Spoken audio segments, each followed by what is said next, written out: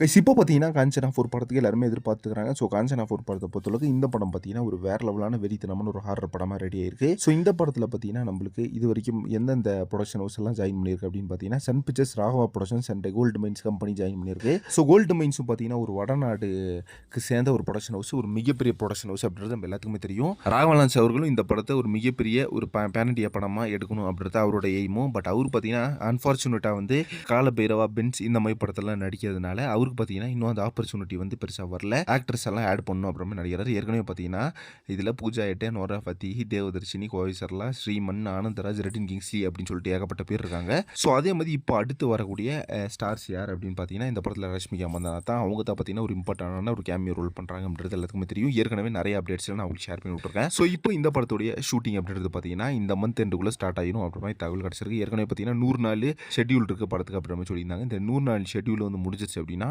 இந்த படத்தில் ஸோ அதே மாதிரி பார்த்தீங்கன்னா இந்த படத்தை பொறுத்தளவுக்கு இந்த இயர் சம்மருக்கு தான் ரிலீஸ் பண்ணணும் அப்படின்ற மாதிரி ப்ரொடக்ஷன் ஹவுஸ் பிளான் போட்டிருந்தாங்க. பட் இந்த இயர் சம்மருக்கு வராது அப்புறமா தான் சொல்கிறாங்க.